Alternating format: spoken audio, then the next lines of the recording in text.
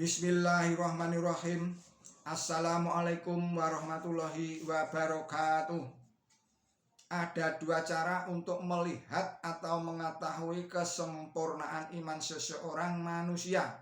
Yang pertama, dilihat ketika manusia itu sedang menghadapi musibah. Pada saat itu bagaimana hubungannya dengan Allah Ta'ala?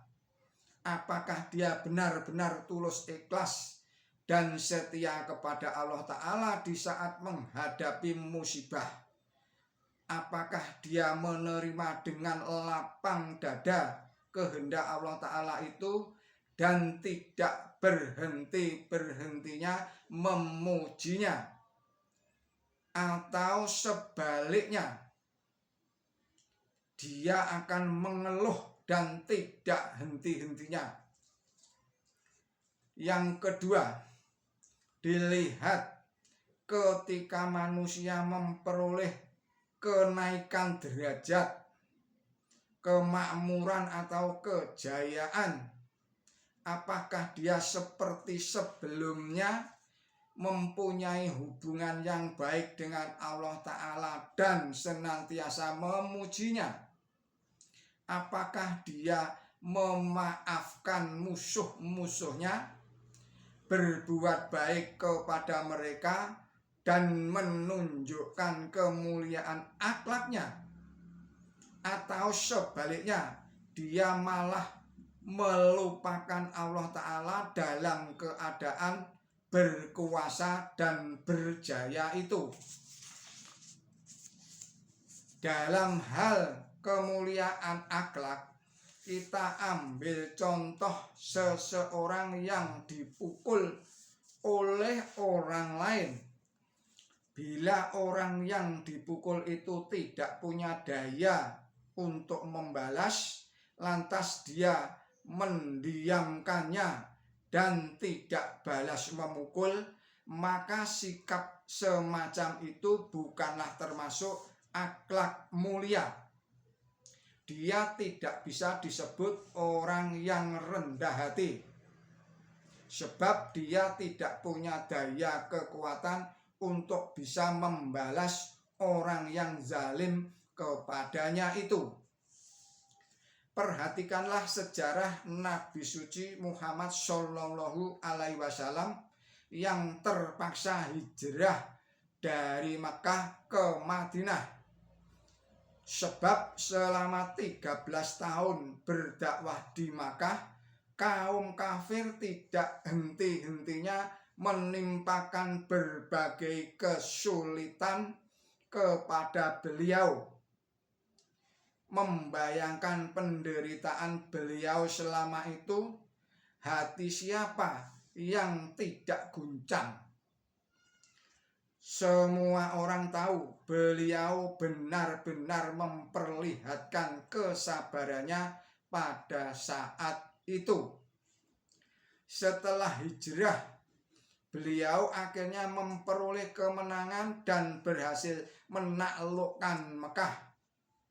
Jika mengingat kesulitan, penderitaan, dan kekerasan yang ditimpakan kepada kaum kafir Mekah kepada beliau, saya ulangi lagi, jika mengingat kesulitan, penderitaan, dan kekerasan yang ditimpakan oleh kaum kafir Mekah kepada beliau dan para sahabatnya selama 13 tahun, maka beliau punya hak untuk melakukan pembalasan dan memusnahkan mereka. Dan andai kata hal itu dilakukan, tentu tidak satupun musuh yang dapat menghalang-halanginya.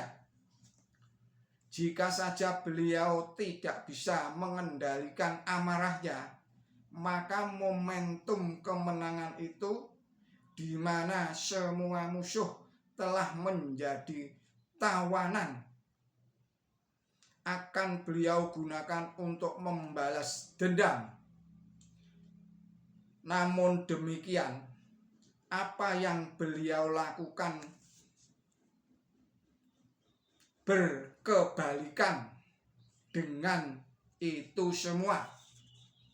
Beliau Nabi suci Muhammad Shallallahu Alaihi Wasallam justru membebaskan semua musuhnya dan bersabda, la tasribah ala kumul yaum.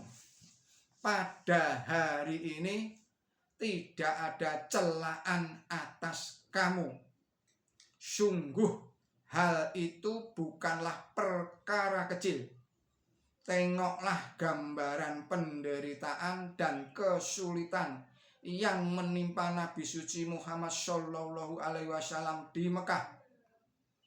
Lalu lihatlah bagaimana Nabi suci Muhammad Shallallahu Alaihi Wasallam menggunakan daya kekuatannya untuk memaafkan para musuh yang pernah menzalimi beliau.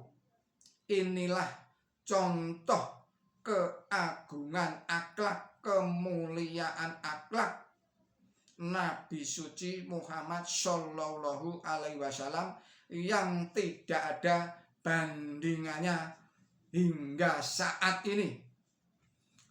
Demikian pesan Hadrat Mirza Ghulam Ahmad, billahi taufik wal hidayah. Wassalamualaikum warahmatullahi wabarakatuh.